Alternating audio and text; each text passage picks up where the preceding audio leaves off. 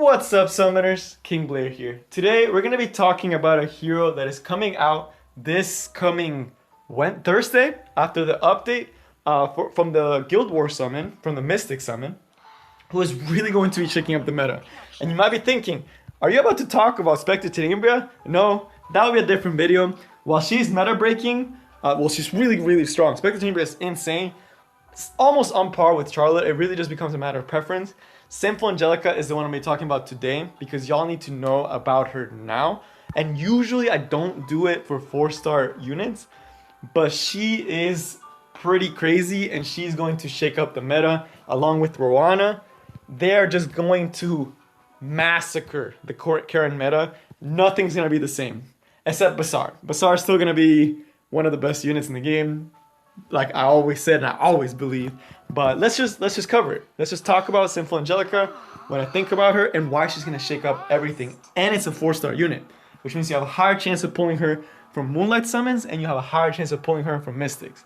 But since she's a Mystic unit, it's something that everyone has to watch out for.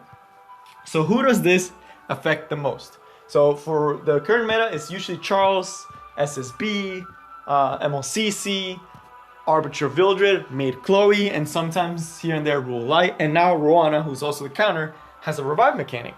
And it's getting to a point where like, okay, revive is getting kind of strong.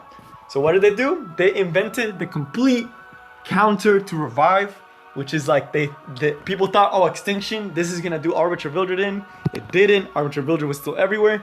This one, y'all, it's really gonna make Arbiter Vildred so much weaker if you have her, because it's literally like, you shouldn't be losing to Arbiter Vildred if you have her. That's all I'm gonna say. Unless they have a Bazaar and they outspeed you and you can't remove the buffs for some reason. Like there's so many things that make her just such a strong Arbiter Vildred counter that after she's out, there's no reason you should be losing to Arbiter Vildred unless you really have no counters, which there's so many counters. But I could make a whole video about counters for Arbiter Vildred. But let's just talk about her, because she is by far the best, because she also counters ML Chloe, who's really annoying, and Rule of Light, and does a really good job at doing it. So let's just get in. First skill. So first skill, nothing big to talk about.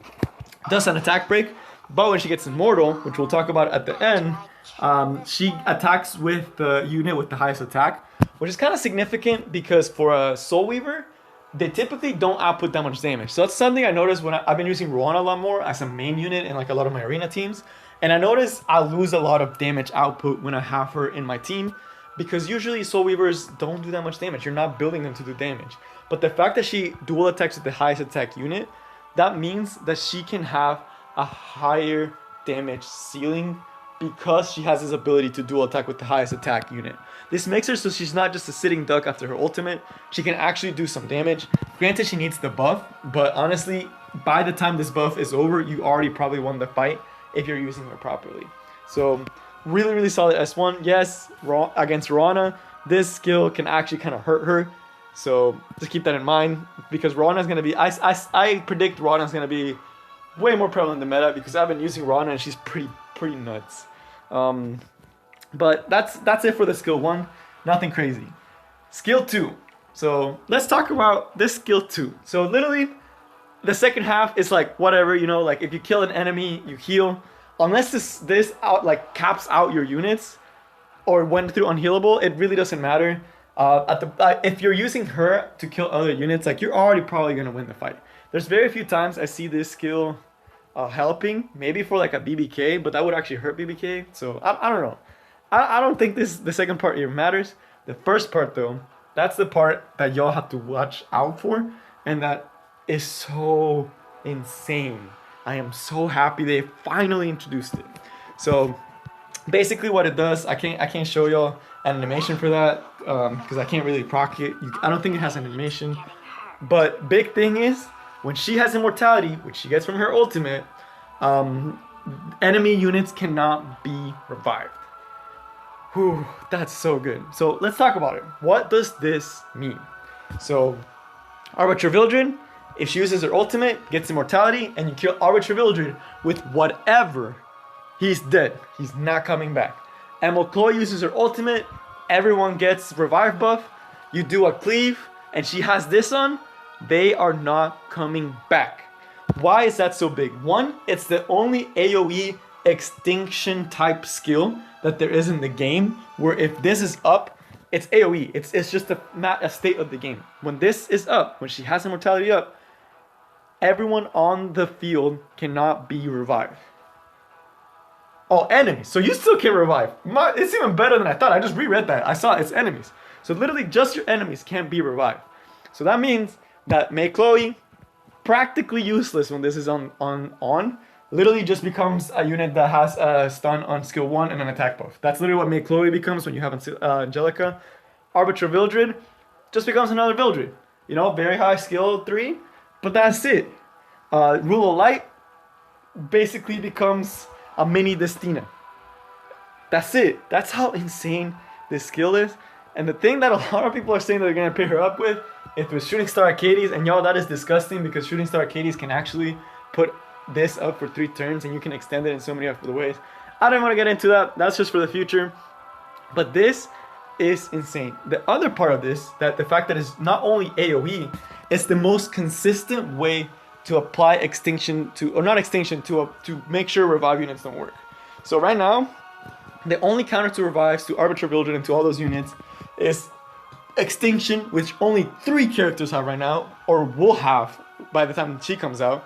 So right now it's literally only Lilibet and Spes. Both 5-star units, very hard to get. One of them is very hard to get. Lilibet, pretty hard to get. You know, there hasn't been a banner for her in some time. And it's a skill that you have to kill the target.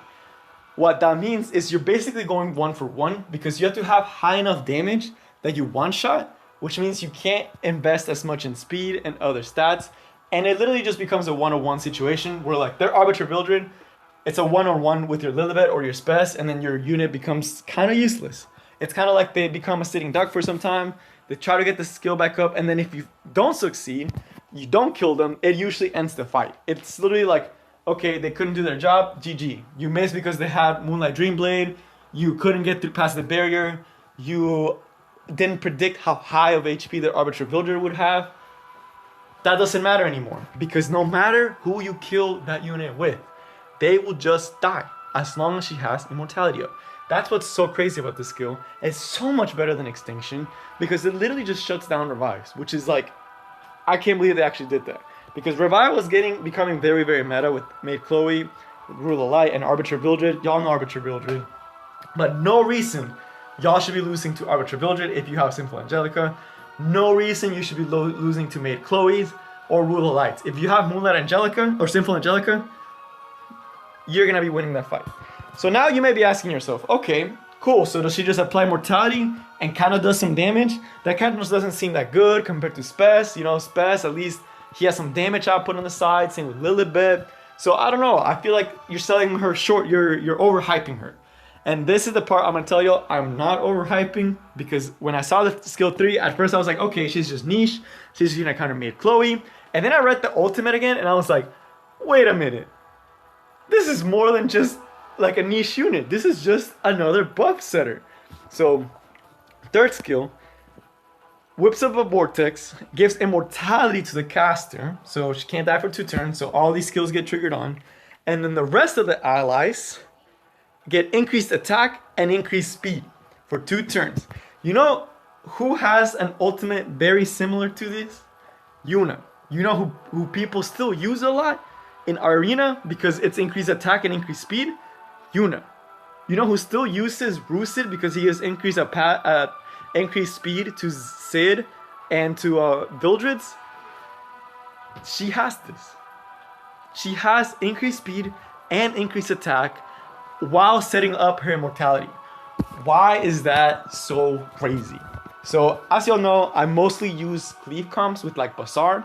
So let me just set a scenario up with you guys. Let's assume you guys have a Bazaar, or you'll have some other form of combat readiness. Let's say you have Emmolytica, so let's say you have Emmolytica. You come in with your Emmolytica, you CR push one of the units back, you know, whatever. You get first turn. Okay, fine. You have first turn now. You can even use Biking. You can use whoever you want. But usually you probably would prefer someone with damage, like a Bazaar, someone that can do more. So let's say you do Bazaar. Bazaar has 3. You strip the buffs. You put unhealable, unbuffable on them. Okay. Nice. So what happens next? Usually you have to pair up Basar and all those units with someone like Sidon. So your Sidon goes next, pushes everyone up by 20%, gives some crit attack. You can attack anyone you want, do some poke damage, whatever. Now, Sinful Angelica comes in, does this, shuts down their Emil Chloe, shuts down their Rule of Light, shuts down Arbiter Vildred, and then you come in with your Vildred, who now has increased attack, increased speed, and increased crit chance, and you wipe the floor with them. You could change it up. You could use Tywin instead. So just make sure that she goes before your Tywin, have her super fast, which yes, it's kind of hard to do that, but it is possible. And you come in, you use her, then you come with Tywin, defense break the whole team, increase attack your Vildred with crit rate and attack. Vildred wipes the floor. You don't care about revives because you just automatically won the game now because they can't come back. That's why people are saying she's niche, and I have to disagree. She is just another buff setter on the arsenal who can be used. You can still invest in her, and she'll still do work for you because of the fact that she increases attack and speed of your team. That's why she's not just another niche unit. She's not just a counter. She's a solid unit in the game who does her job better than some of the extinction units because it's guaranteed. You don't have to worry about missing. So right now, what do I think about her? She's going to absolutely shut out Arbiter Vildred's, Maid Chloe's, and Rule of Lights. People will still be using them in their defenses, but I guarantee you that in the future, the defenses are going to start becoming more Basar, more like faster cleave teams, because there's just so many ways to kill tank teams now, and there's so many ways to counter SSB now. There's so many ways to counter all of these units that it literally becomes a matter of consistency. That it's like you just want to get first turn. So that's probably where the meta is going to be heading, because she is literally just going to shut out those units super duper hard. The only way I still see Arbiter Vildred being used is if it's someone that has a way to apply unable to be buffed. So Basar, have Arbiter Vildred to make sure you can shut her out, but that's taking up 2 of their slots, whereas this only takes up 1 of yours. And even if they do put a Basar on there, you can still put your Lilius. Lilius can, like, you can give them first turn. Lilius comes in, strips, cleanses, and you can still just apply it. So it's like, defense-wise, those units are basically gone. In PvP Arena, this basically means it's either going to be an auto ban or it's going to be one of those awkward situations where they have to forcefully ban your Angelica if they see you doing that, which means that if they're going for a revive comp and you slap her on, they have to insta-ban her. So it's literally like, okay, I have to insta-ban their Angelica or I just lose, which gives you a lot of versatility in picking your team, because once you slap that on, you already have all the answers. So really, really solid unit. I can't believe she's finally here. I'm so excited. 3 more days. The meta is never going to be the same, because at the same time, Roana is going to be getting more popular. People are going to start finishing it. I'm so ready to stop seeing Arbiter Vildred, SSB, Maid Chloe, and Charles. But I don't know about y'all. Let me know what you think of that in the comments, and I will see y'all next time. Peace.